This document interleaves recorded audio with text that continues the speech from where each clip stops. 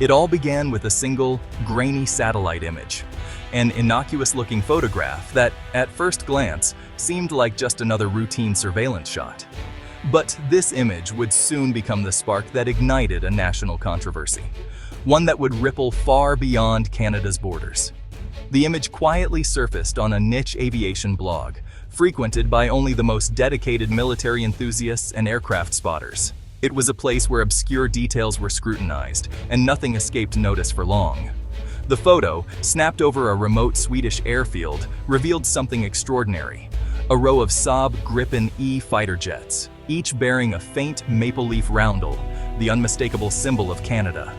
The markings were subtle, almost as if someone had tried to hide them, but to the trained eye, they were impossible to miss. Within hours, the image exploded across social media, shared and dissected by thousands.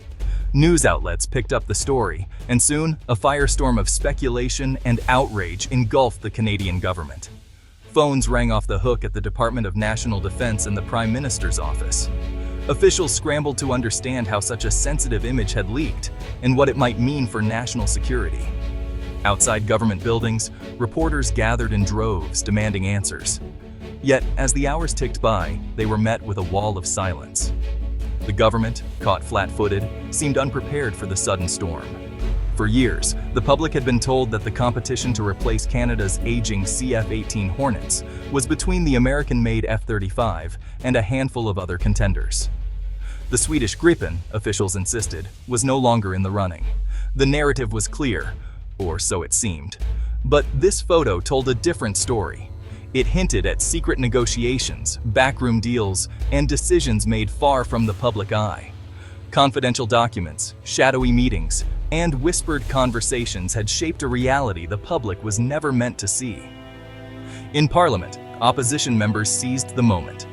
They brandished the photo during a heated House of Commons session, demanding immediate answers and accusing the government of betraying public trust. The government, clearly caught off guard, offered only evasive non-denials. Officials dodged questions, exchanged nervous glances, and tried to shift the narrative, but the damage was done. The real question now was not just whether Canada had secretly purchased Swedish jets, but why such a monumental decision had been hidden from both its citizens and its closest allies. What was at stake, and who truly stood to benefit? This was more than just another chapter in Canada's long and often controversial military procurement history. It was, in many ways, a bold declaration of independence from decades of American influence, a signal that Canada was ready to chart its own course, no matter the cost.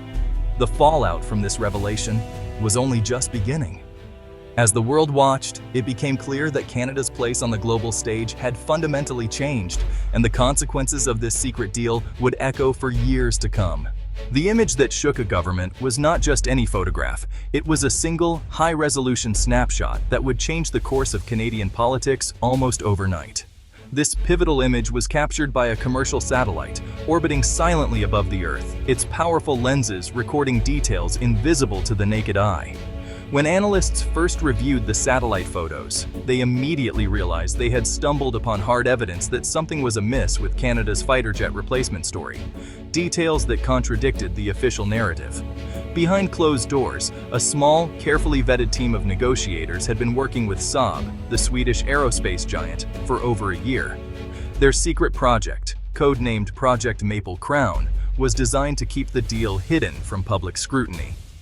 The plan was to finalize and present a signed agreement as a fait accompli, hoping to sidestep political backlash at home and avoid unwanted pressure from the United States, which had its own interests in the deal.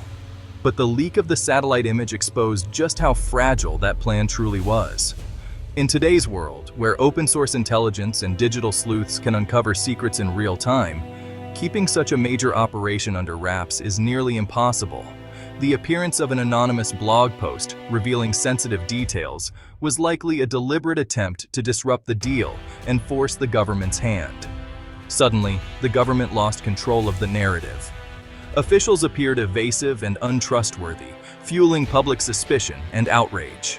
The revelation left the government with no choice but to make a public admission, triggering a full-blown political crisis that dominated headlines and parliamentary debates. The fallout was immediate and severe. threatening not only to topple the government, but also to strain Canada's international relationships, casting a long shadow over future diplomatic and defense negotiations. The decision to abandon the F-35 was born from mounting frustration within the Canadian government and military leadership. Years of debate, analysis, and heated discussions led to a turning point as officials grew increasingly concerned about the direction of the country's fighter jet program. The F-35, once hailed as the future of air combat, was plagued by soaring costs and unpredictable maintenance expenses. Each year, the projected price tag ballooned, straining Canada's defense budget and raising doubts about long-term affordability. Delays in delivery and technical issues only added to the skepticism. In contrast, the Swedish Saab Gripen E emerged as a more affordable and practical alternative. The Gripen's reputation for reliability and cost-effectiveness caught the attention of Canadian defense planners, who were searching for a solution that wouldn't break the bank. The Gripen was designed for efficiency and ease of maintenance, with operational costs less than half of the F-35. Its straightforward engineering meant fewer technical headaches and faster turnaround times, allowing more jets to be mission-ready at any given moment. For a country as vast as Canada, having a larger fleet of operational jets was crucial.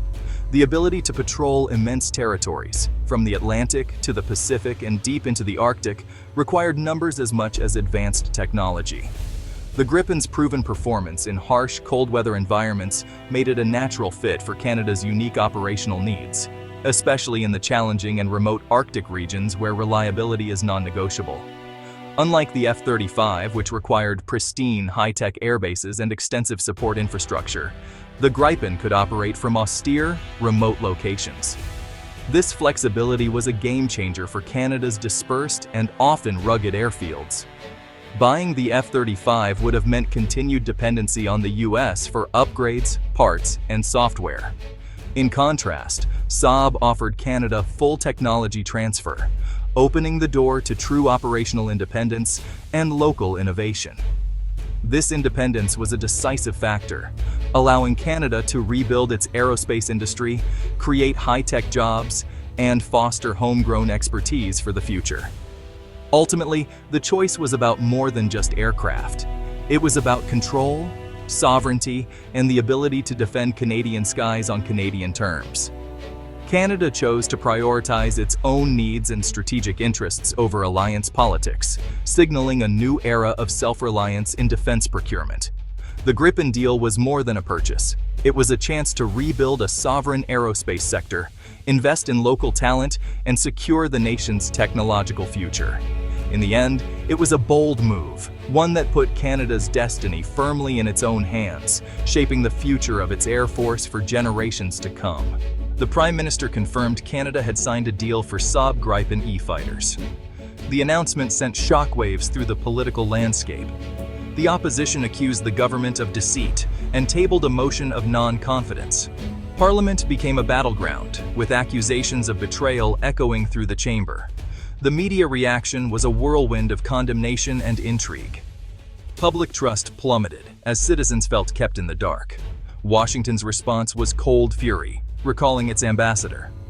Lockheed Martin threatened legal action, citing Canada's commitments. The Canadian government anticipated a negative reaction, but was jarred by its intensity. The Prime Minister argued the Gripen Deal was a patriotic act to secure Canadian jobs and sovereignty. Whether this argument would quell the political firestorm remained uncertain. The Gripen Deal is a monumental bet on Canadian industry. Saab promised a complete transfer of technology and intellectual property. This level of partnership is unprecedented in Canadian military procurement. It responds to the F-35's black box nature, where critical systems remained under American control. The Gripen Deal represents a chance at redemption, reversing the historic mistake of the Avro Arrows cancellation. The industrial benefits are immense, with final assembly in Canada and integration into Saab's global supply chain. The deal is expected to create thousands of high-tech jobs and cultivate a domestic ecosystem of innovation.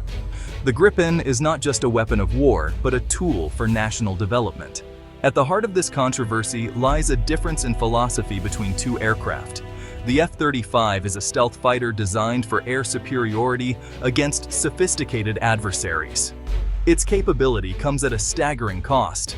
The Gripen E is a multi-role fighter with strengths in electronic warfare and operational efficiency. It is pragmatic and adaptable, built for modern conflict realities. The cost differential was a major driver of Canada's decision. The Gripen's low maintenance and rapid turnaround were appealing. For Canada, it meant a larger, more robust fleet. The Gripen's ruggedness and suitability for Arctic operations made it the practical choice. Canada chose mastery over being a customer of American technology. Canada's Arctic is the front line of its sovereignty, where the Gripen E shines. The region is vast and hostile, requiring rugged and reliable aircraft. The F-35 was a questionable fit for this environment. The Gripen was designed for such challenges, operating from short runways and withstanding extreme cold. It allows the RCAF to project power across the archipelago. The strategic importance of the Arctic is growing, with international interest intensifying. The Gripen provides a more effective deterrent than a smaller number of F-35s.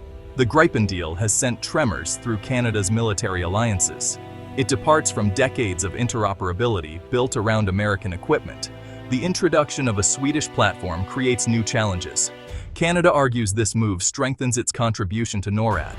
A larger fleet of Gripens means Canada can meet commitments more reliably.